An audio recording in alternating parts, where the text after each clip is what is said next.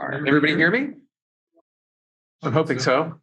So anyways, 2019, I'll talk a little bit while I get things going. 2019, prior to COVID, I had the opportunity to go out to New Mexico. It was my second trip out there. Wonderful state to visit. So I entitled this Enchanted by New Mexico, but this is just a tiny sampling of what we saw. Went out with some friends and we botanized. We went to historic sites, which that is a totally different part of it, but highly encourage you to do things like that.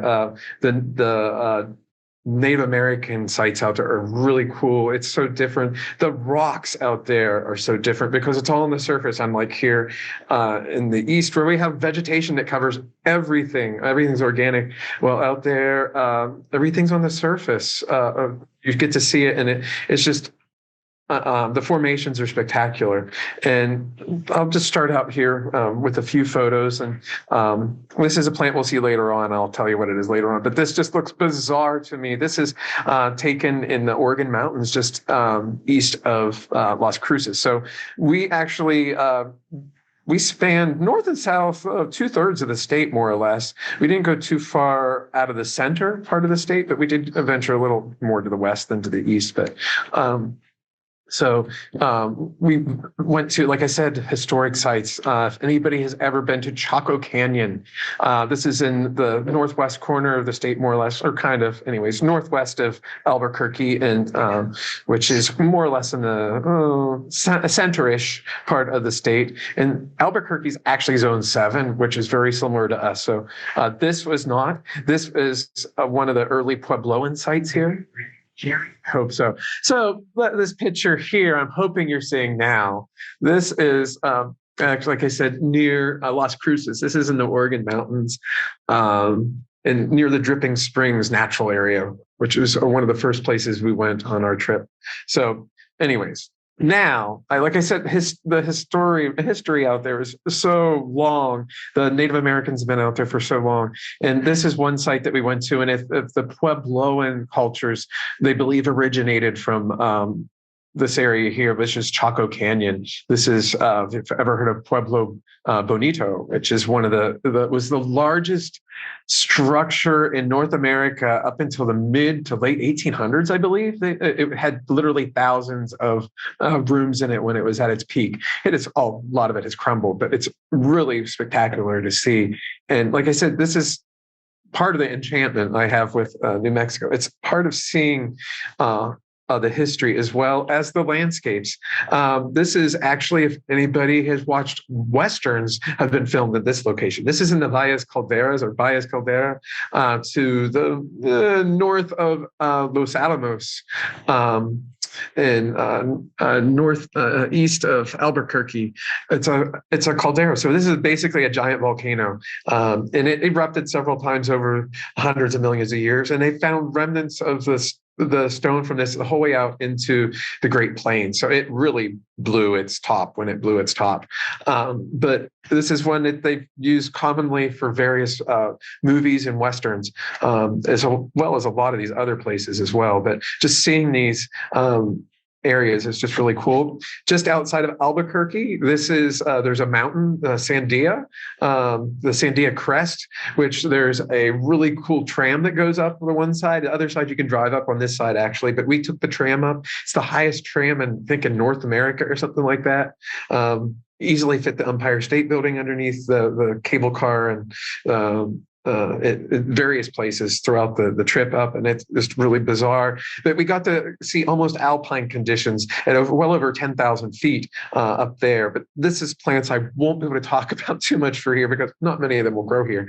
But other places to the mountains just to the east of Santa Fe. This is in the Sangre de Cristos, the Blood of Christ Mountains. That run north and south through northern New Mexico, and just to the east of Santa Fe. And this was an aspen forest here, which we also got up to the ski resort that they have there too. And there were meadows and stuff. But again, most of that stuff's not something we can grow. one of my favorite places that I've gotten to venture into is this here. This is Kashikatui Tent Rocks. It's a national natural landmark. And this, again, I watch Westerns, and I was watching one a couple of weeks ago, and they actually had pictures of this. They were in it, and I knew roughly where they were at. It's really cool. But these cool formations, again, like I said, the geology is all on the surface there. So this is volcanic soil, or pumice, more or less, I believe, that settled down out of the many eruptions they've had there. And I always find that ironic that I never think of New Mexico as being a volcanic area, but up until at least a couple hundred years or 100,000 years ago, or a little bit more recent, there actually were several active volcanoes there. And actually, there's one that's much younger, which we'll see some pictures from here in a little bit longer. But again, this is back to some of the mountains just outside of Las Cruces in south central New Mexico, just on the north of the Texas border, just north of El Paso. And the Dazzlerion growing here is just bizarre. It's seeing these just pop up all over the mountainside. And other things in here. Another view, this was in central New Mexico, right down in the center of the state. And I can't think of the name of this one, but this is another, it's a wildlife refuge there that we stopped at to see the mountains. And then there's the desert in between. This one, I'm cheating a little. This is right on the, this is actually in Texas, but it's right on the border, more or less. It's between Guadalupe Mountain National Park, which is in Texas, and Carlsbad Caverns National Park in New Mexico. But it's just over the border in Texas. And this is just seeing plains with agave, old agave stalks and flowers, and just bizarre seeing these. And this is one of the newest national parks, and it wasn't a national park when I was there in 2019. This is White Sands, a national park. And recently I watched something, I think it was on Nova on PBS, and they were talking about they have found footprints which they believe date of humans that date back to possibly 23,000 years now. So it's bound up the occupation of humans in North America by I think it was 8,000 or 10,000 years, which is just so remarkable. And all this history, both geologically as in people inhabiting these areas, it's just so cool to realize that. But here you're starting to see some of it. But these are sand dunes made of gypsum, and in the mountains into the west. It's looking west, actually. If you go over those are probably the Oregon mountains I mentioned. Which Las Cruces is just on the other side of those. So, and then going just north of this, and this is bizarre because at one point we've stopped at a location, you could see both the white sands way off in the distance, and this area here. This is the Valley of Fire. This is one of the youngest lava flows in the Western United States. I think it was like 5,000 or 6,000 years old. And again, the Dazzlerions here, it's otherworldly seeing these landscapes. And then again, this is actually lava too. This is more like 100,000 years old, though. This is in Malpais National Natural Landmark, which is just south of Route 66, which I think also runs parallel to, I think it's 40 out there. So on just west of the Acoma Pueblo, which is a really cool site that we actually stopped at later too. But this is, again, lava right here that you're seeing. We don't have that out here. It's just so different to see these landscapes. So on to some plants. And this is one that I'm sitting here in the auditorium at the Arboretum, and just behind me, in reality, in the scree and into the xeric garden, I have this plant growing. This is Chelopsis linearis. So this is a desert willow, is what we commonly call these. It's not related to willow at all, but they're native to the southwestern United States, up, I believe, as far as a little into Colorado, but I could be wrong on that. But It's a really cool plant. This is in the related to catalpa, and they actually have hybrids with catalpa, and we have one in the garden too of that. But we have Chelopsis linearis boba, which is a cultivar in the garden, as well as a white flowered one. Boba is the typical pink flower. But we have a white flowered one. I believe it's White Angel or Angel White one. We'll flip flop those names appropriately. But this was a plant that was probably 15 or probably 20, 25 feet, I should say, tall.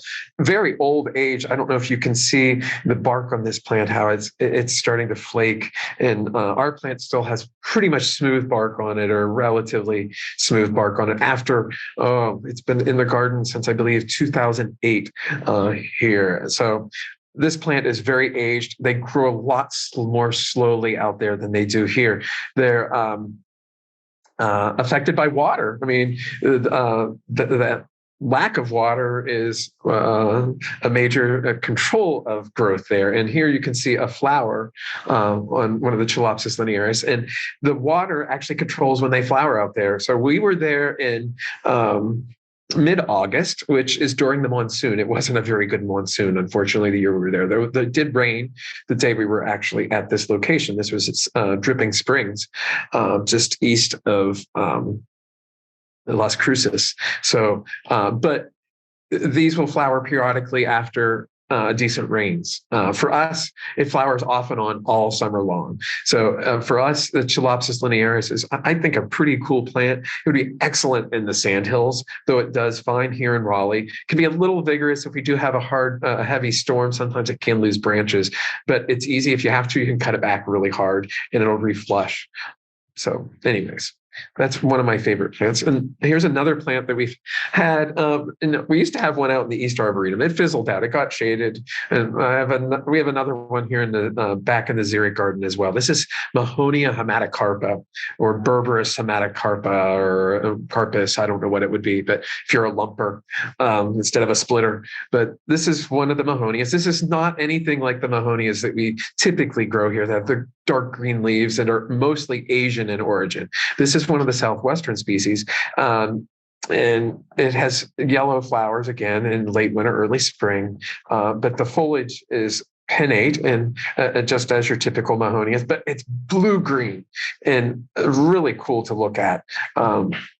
We have, like I said, there's one in our scree garden, or xeric garden, I should say, but it's not as dense as that specimen right there was growing along a path at Dripping Springs on our first full day in New Mexico that year. So go ahead here. This is one I've actually collected some seed of while we were out there somewhere. I don't remember exactly where I got it. This plant, I believe, is actually a Valley of the Fire. So it was that first place I showed you that had lava everywhere. And that's showing the fruit. They call this the banana yucca. And the fruit is quite large. It's probably 3 or 4 inches long. And when it ripens, it's, instead of being dry capsules like the yuccas we have here, it's fleshy, much like a banana. And I'm assuming that the Native Americans may have actually eaten it. It was a little messy to deal with the fruit. It wasn't, like I said, it wasn't the typical dry capsule, but we did have some seedlings of this that we distributed, I believe last year, that we grew from seed that I collected in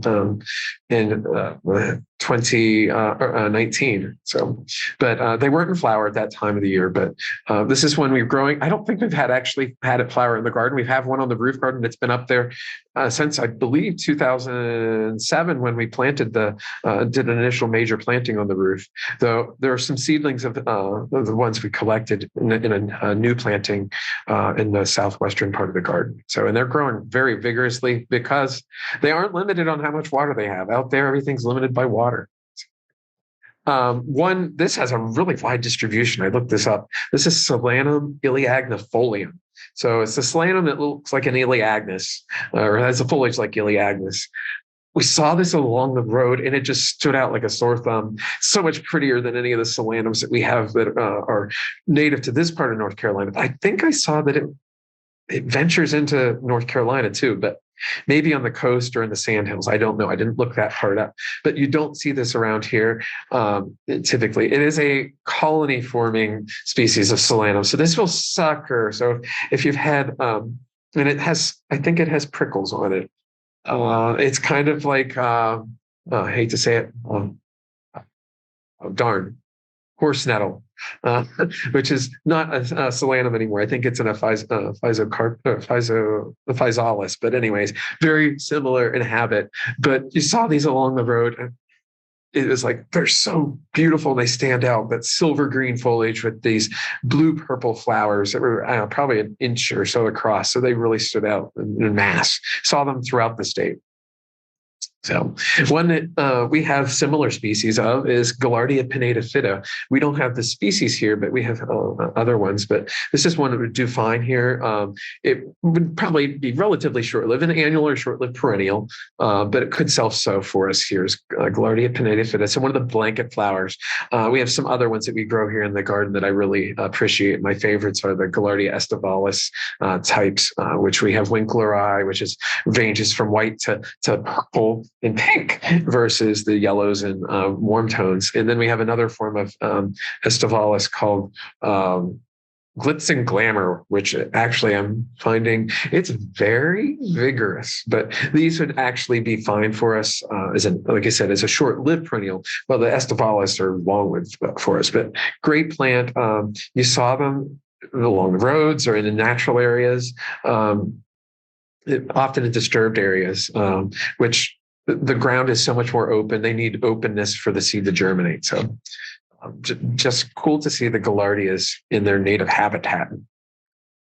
Another one, which I adore this plant, and this plant was actually at the Acoma Pueblo, which Sky City is what they call it. It's one of the Pueblos. It's the longest continually inhabited community in the United States. It's been continually inhabited since the 1300s. It was almost decimated, though, around 1599 when the Spanish came through and more or less tortured the natives there. But they have kept this town going. There aren't that many people who permanently live there because there's not running water, but the people do from that pueblo. They take turns staying in the community on this mesa. But anyways, the base of this mesa, there was this beautiful little Zinnia grandiflora. This is not your typical zinnia that you have for cutting, the Zinnia elegans types, or the Marylandicas, which are hybrids of angustifolia and elegans. That we grow so often in our gardens. This is actually a perennial species of zinnia. We have it growing up on our roof garden. It doesn't flower like this, though. This is just a wild one. And I had to laugh. There were tire tracks over top this poor little plant, but it's still flowering its head off. You can't see the foliage on it almost. But seeing that in the wild and it flowering so well in comparison to ours, which spits out, it spreads actually, it suckers. Our colony on the roof is about 10 feet wide, but you might have 10 flower or inflorescence on it versus this little plant, which may be 6 inches across. And it is just totally smothered in flowers. And here's another spot that we saw it on our first day. This was at the wildlife refuge that we stopped at. I'm blanking on the name, but anyways, these were growing in an arroyo, I guess is what I think is what you call it, a dry stream bed, actually. And you can see here kind of how it suckers, being that the plants pop up here and there. Love this little plant. It's almost more of a little subshrub than which are typical zinnias, which are annual and they have a little semi-woody base that they die back to. So another one that we grow, I've grown this one in the garden here. Actually, when I first started working here in 2006-07, we had these in multiple places, and they lasted 4 or 5 years before they finally fizzled out. The Agastache, and this is Pelletiflorus. I remember this one. But this, that stone, what you see there is actually lava. This is at Malpais National Natural Landmark in just south of Route 66, about an hour and a half or so west of Albuquerque. It was really cool. Here's another picture, just popping up out of the stone there. But flowering its head off, as Agastaches do, and probably quite long-lived in these situations. For us, our soils are rich and they tend to shorten their life. But if you starve them to death, they they persist for a very long time in the soils there. I have a feeling that's what they did. They lasted much longer, but seeing them there, it was really cool. So yuccas would probably have lots of you probably have yuccas growing in your garden, but this is one I don't actually think we have right now in the garden, but this is one we should be able to grow with no problem. Yucca alata. And this is at the Oregon Mountains there in the background. This was our first full day in New Mexico and Las Cruces. And we got up and we went for a hike at Dripping Springs. And this is near their parking lot at Dripping Springs. But beautiful scenery, but the yucca, one of the tree forming types, was growing along the parking lot. You can see it had flowered earlier that year, but it's one of the, like I said, trunk forming ones. Another one, this was actually near the parking lot in a different place. This was at Carlsbad Caverns National Park, which is in it's towards the southeast corner of New Mexico, as far east as we got in New Mexico. 3.5 hour, 4-hour drive from Las Cruces. Long day that day, but through a nothingness in Texas. West Texas has very little going on. But anyways, this was Yucca faxoniana. Again, it's a trunk-forming species. And we didn't see any of them in flower, but it was growing there and being rather pokey, similar to Yucca trichuliana or Yucca torii that we have here in the garden. And I think we may have a faxoniana here in this xeric garden as well. But fine and dandy, growing, as you can see here, among tons of rocks. In the distance, you can see some agaves and apuchas. So very dry, even though the day we were there was a shower, and a monsoonal shower. And I think if you had been watching the news in the last couple of weeks, there was a major flood in Carlsbad Caverns, and I saw some of the roads, and I know exactly where they're at because we had to pour down. It was poured down rain on our drive in, I believe, or was it on our drive out? No, it was on our drive into the park that day. So. And I could understand why they had flooding, but these plants put up with it with only seasonal water, and it might come all at once. So agave, I'd never seen agave in the wild prior to this trip. And then this is the one of 2 or 3 species that we actually ended up seeing. And agave perii, or variety Neo-Mexicana, some might just call it Neo-Mexicana, some might just call it perii. But this was the first place I saw, the first plant I saw, actually, I think. This was in Dripping Springs again, in the base of the Oregon Mountains. And again, this is again the Dripping Springs and another plant. And this one, if you look closely, you can see there's these great big agave bugs on it, which were really cool to see those. The second species that we saw, and we saw these along the road in Texas, and then venturing back up into New Mexico to go to Carlsbad. And this again, parking lot at Carlsbad Caverns. This is Agave lecugia. We don't have this one currently in the garden, but we did for years. We had a small plant in the what is now the xeric part of the xeric garden. So, but they form colonies. It's real closely associated, I think, with Agave alophantha, which is one we have a couple different forms of in the garden. It's not as refined as lophantha, I will say that. That's from further south in Mexico. But this is a cool one, again, to see it. And here's a little bit more up close photo, same place. And then this is where I'm using a little bit of my, again, this is the area on Texas border. This is just across the border. I think that's probably an acacia in the foreground. But again, these are more agave, probably perii variety Neo-Mexicana or intergrades.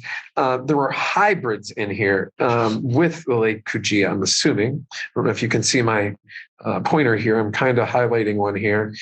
This is one I believe to be a hybrid. If you look in the background, you'll see the inflorescence on these have a much wider branching structure. While this has these real short little hands of florets. Well, straight Leucogia will have it doesn't have branched inflorescence. This is kind of an intermediate. I haven't found that there are any other species supposed to be in this area other than Leucogia, as well as Perii variety New Mexicana. So this would be an intermediate between the two. Hey, Tim. Yep. Do you know what the meaning of the name Leucogia is? Not offhand. Okay. Thanks. I may have known at some point, but I haven't looked it up recently. I don't know. Someone has asked, I guess you were able to hear, I'm hoping, Blake there ask that question. So, but yeah, I don't know what Leucogia means offhand. So, and here's one that was in fresh flower here that was still in there. But those are probably the Guadalupe Mountains in the background there. It goes up into New Mexico, more or less from Guadalupe Mountain National Park to Carlsbad area. So, and then we're back into New Mexico here proper. And various pictures you have actually seen this plant in. The Dazzlerions, they were in flower. Dazzlerian wheeleri, which we grow here in the garden. We've had them for decades here in the garden. I love these. Are probably one of the larger ones that we can grow here. 20-foot flower spikes on these. And you just don't stick your arm in them because it will come out with hooks in it if you get it out. You'll be bleeding. But beautiful to see these on the mountainsides, like I showed you earlier on. Something simple here, Butylua grasses, the gamma grasses, which we commonly grow one, Butylua gracilis is one that you'll commercially be able to find around here. Blonde Ambition is one that was introduced, I believe, by High Country Gardens several years ago. We don't currently have in the garden. For us, it's somewhat short-lived. It wants dry, but these beautiful little inflorescence, the seeds form on these little wands, the inflorescence, it's held off to the side. I think they look like little eyelashes. If you need false eyelashes, you can take the stem and hold it in front of your eye, and it'll fit right there. Just perfect, It's like opera glasses, but instead of eyelashes. But this was just some. We saw these in various places. There's a couple different species. So I say spa here instead of giving it gracilis, but there's some other species. One that we have grown here in the garden. It's been a few years since we've had it. We don't have it anymore, but I know Tony Avent used to sell this at Plant Delights Nursery, and Stachys coccinea. We have a bunch of Stachys actually I find in the mountains that we have here in North Carolina. They're pink flowered ones. They're green, and they're actually quite weedy in comparison to the lamb's ear, which is the most common Stachys you see around here. But Stachys coccinea is one from the southwestern United States. It has more of a corally pink to soft red flower. And we saw this at Dripping Springs again. And here's a little bit closer flower, a picture of the flowers here. And it looks like there's some branches of a celtis, I'm guessing, based on the warty growths on that. But anyways, a hackberry that's really contorted. So here's another picture close up of that. One, I now have some of this growing in the garden, but not from this trip, but from my trip last year. But this is Linum lewisii, one of the western species of flax. I know Tony Avent's been growing this one successfully in his garden, especially in his new crevice garden that Jeremy Schmidt actually helped create at Plant Delights. I know this. I've seen this down there. But Linum lewisii, one of the blue flax. It's mostly, like I said, western. I actually collected seed last year in Utah, and they're starting to flower in the garden right now here. I find that I collected them at 8,000 feet, and they're doing fine here, which is amazing. We'll see how they do next year. But again, Linum lewisii, one of the blue flax, a great one to try in your garden here. Tim, just for clarification, Stachys coccinea grows here? Yes. Yep. Stachys coccinea will grow here. Nice. It's like a sage. And it might not be long-lived. A lot of plants that from wild out there, they might not be long-lived here because they get too much food and water. They get big and full and then short-lived. The short life. I mean, they live a big life and then die quick. So I've been amazed at this plant. We've had one of these actually out in the East Arboretum, Fallugia paradoxa. We've had it, though it's been here longer than I've been here at the Arboretum. It would like to have more sun and less water. I saw these all over, and actually this was in the background of several pictures I've shown earlier, like on lava, for instance. It was growing. This will grow here. It's a rose family. There's actually, I see a couple flowers here. There's one right here, if you can see my cursor. There's some back in here, but the flowers are up 5 or 6 petals. So it's a rose family. It's just a simple rose-like flower. It has a pinnative fig leaf, so it's not quite dissected entirely to compound, but the seed heads are the coolest part of these. They look like they're related to clematis, which they're not. They're in the rose family, but it's a shrub that gets anywhere from a couple feet to 4 or 5 feet tall, and flowers off and on throughout the whole season, but growing in the most inhospitable places. I can't root this plant. I love this plant. I'd like to grow it on the roof. I had a couple seedlings that resulted, and I killed them from some seed I collected, but I need to try again. But it grows it's been growing in the East Arboretum for years. It's just, I don't know where to get another one. And it doesn't want to propagate for me. It's too wet for us in our propagation system here. Just a really cool growing shrub. So multi aspects, and it's semi-evergreen for us here as it is out there. So some things you don't think about growing in hot, dry places are selaginella. So these are club mosses. That's what all of this stuff down in through here is. It looks almost like a juniper, but this is a club moss. This is Selaginella rubinicola, which you saw growing all over the rocks in sun and shade. It fortunately had rained the night before we were there, so this was actually somewhat hydrated. It'll dehydrate and it'll look perfectly happy when it's remoistened.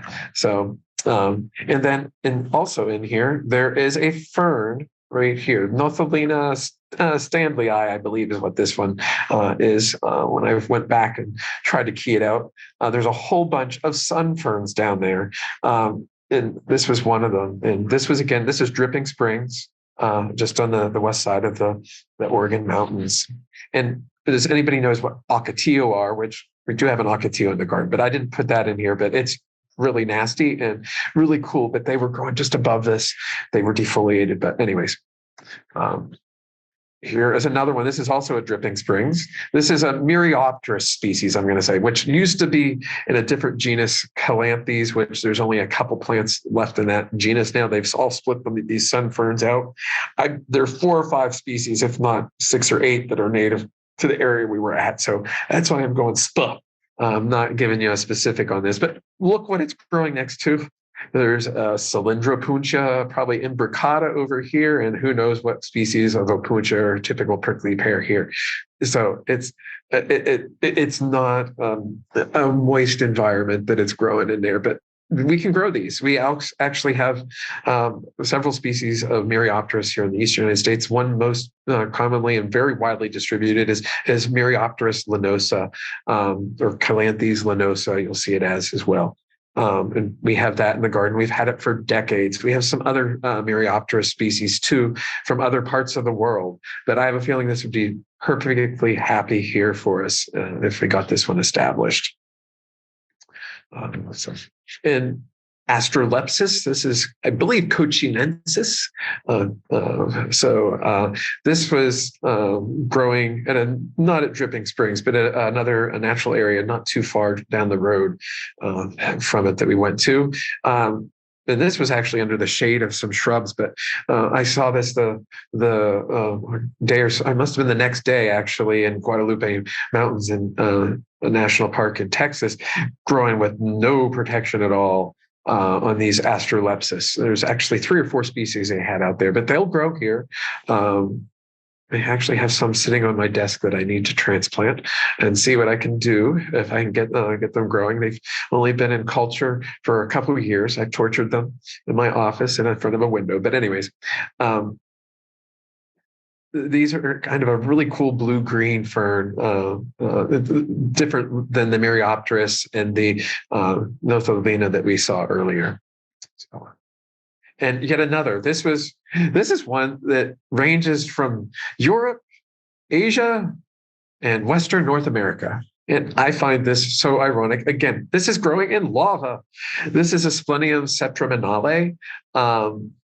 And so this is related, if anybody has the houseplant, the bird's nest ferns, this Asplenium nitida or nitidus, I think it is, or in your woods around the here you'll see, or it's pretty easygoing, is Asplenium, I think it's ebenoides or ebony spleenworts, same group of ferns.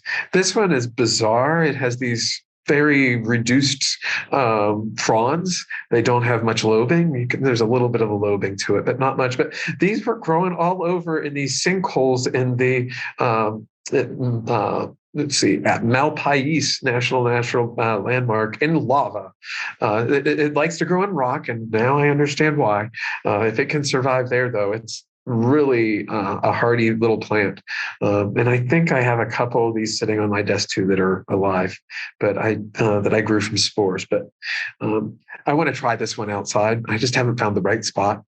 I think I need to find a really nice crevice for it, and that's sometimes a challenge. But one to experiment with, if I had I bet it would actually like a nice brick wall or a masonry site. So if we get it established, it's one I want to try.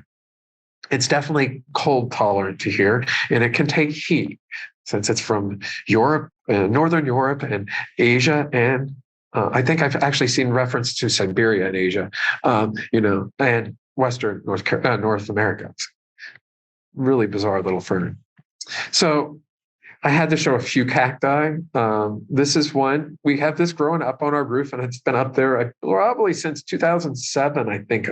We planted this one. Oh, I take that back. I'm not sure if I have this one up. We've had this one up there at times, and I probably have some forms of this.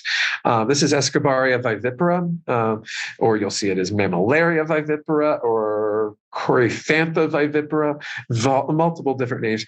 Cactus taxonomy is crazy, and I don't try to keep up with it. But this would have had bright pink flowers about half an inch across or so earlier in the season. This was at the first wildlife refuge we stopped at on our way down south to going to Las Cruces. So, and then I have no clue what species these are, but these are some Echinoceras. There's probably half a dozen, or probably almost a dozen species of Echinoceras in the southern part of New Mexico, where this picture was taken. This is actually in the Oregon mountains again, and these were growing on a cliffside. And we can grow Echinoceras. We have several on different species and hybrids on our roof. Actually, we put them up there mainly because they're small when we plant them, and I don't want to put them in our scree or xeric garden and then accidentally tramp on them, but they have a little bit more protection up there. But very easygoing cacti for us, and they actually some of them get very large flowers. The flowers will be 3 or 4 inches across on some of these. There's the claret cups, which are red ones.